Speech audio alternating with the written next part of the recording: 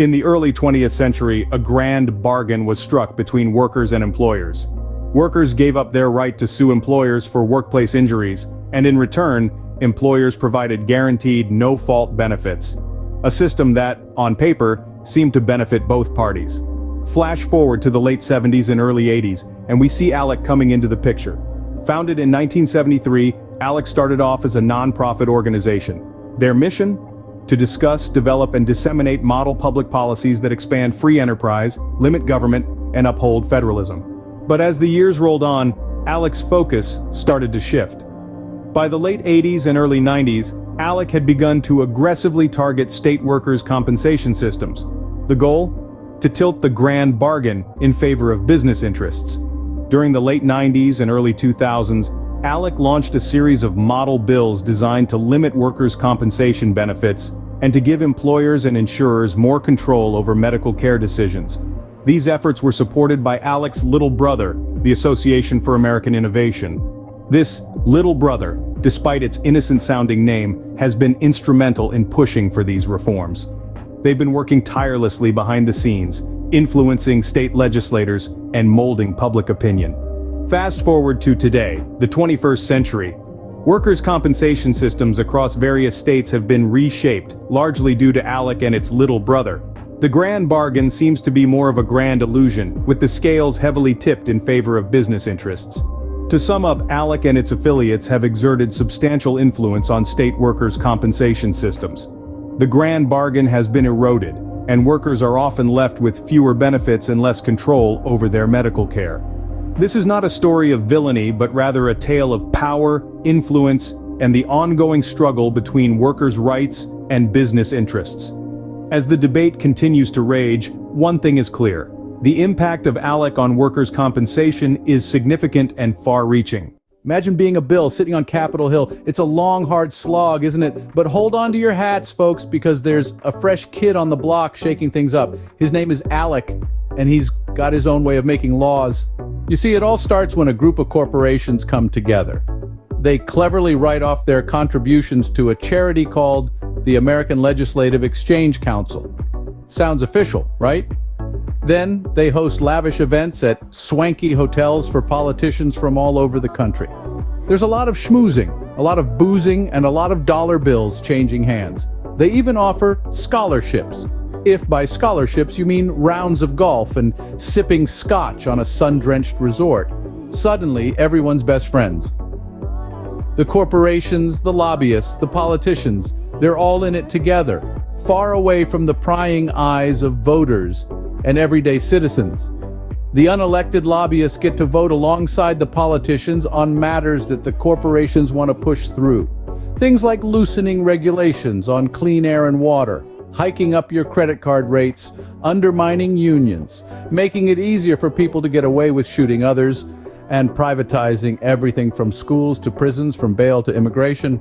They'd privatize their own mothers if they could. Once the politicians have been sufficiently wined, dined, and lined their pockets with campaign contributions, they head back to their capitals or Congress to fast-track as many of these bills as possible.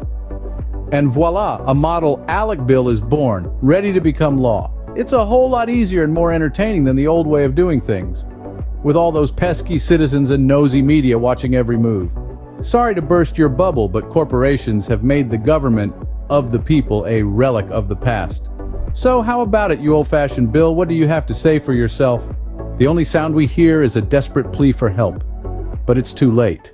The new order has arrived and it's here to stay. Now it's time to stand our ground and put the old ways out of their misery. Have you ever wondered who stands behind the curtains, pulling the strings on workers' compensation systems?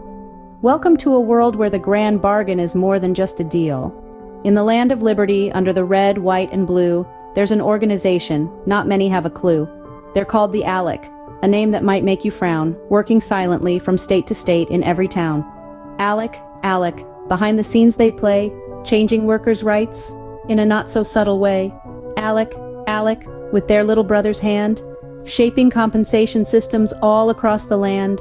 They influence legislation without making a sound. Their footprints are everywhere. Just look around. They bend the rules to their own accord.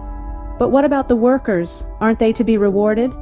ALEC, ALEC, Behind the scenes they play, changing workers' rights in a not-so-subtle way. ALEC, with their little brother's hand, shaping compensation systems all across the land. Here's the thing about the grand bargain, my friend. It's an old agreement on which we depend. Workers gave up rights to sue for harm. In return, they got insurance like a protective charm. ALEC, behind the scenes they play, changing workers' rights in a not-so-subtle way. ALEC, with their little brother's hand, shaping compensation systems all across the land. In the world of work, there's more than meets the eye. ALEC and the grand bargain under the same sky. They change the rules in a silent way, but now you know, and can have your say. ALEC, behind the scenes they play, changing workers' rights in a not-so-subtle way. ALEC, with their little brother's hand, shaping compensation systems all across the land. So sing this song, remember the tune, ALEC, the grand bargain under the same moon.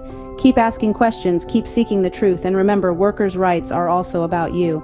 And so we pull back the curtain, revealing the unseen. Remember, knowledge is power, and you, my friend, are now a part of the informed crowd. Until next time, keep humming the tune and keep seeking the truth.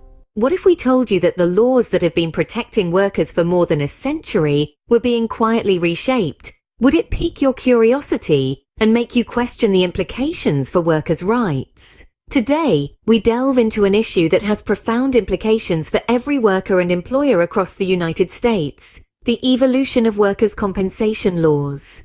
Our journey begins in the year 2014 with the birth of the Association for Responsible Alternatives to Workers' Compensation, or ARAWC.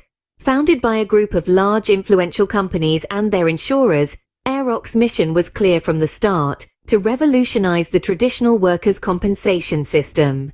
ARAWC didn't waste time. They swiftly embarked on an ambitious campaign to promote alternative compensation models at the state level. In their view, the current system was too rigid and costly, and they believed that their proposed alternatives would provide more flexibility and efficiency for employers. The first major breakthrough for ARAWC came in 2015, when Tennessee became the first state to pass a law allowing companies to opt out of the traditional workers' compensation system. This was a significant victory for ARAWC, and it set a precedent for other states to follow. Over the years, ARAWC's influence has steadily grown. They have successfully lobbied for changes in workers' compensation laws in several states, arguing that their proposals improve the system by reducing costs and streamlining processes.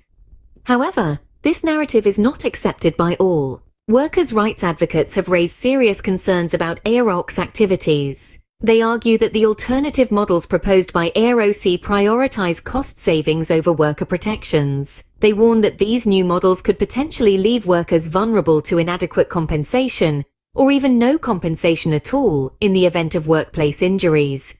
Furthermore, there is concern that these alternative models could shift the burden of cost from employers to the public. If workers are not adequately compensated for their injuries, they may be forced to rely on taxpayer-funded social safety nets, effectively subsidizing employers' costs at the expense of the public.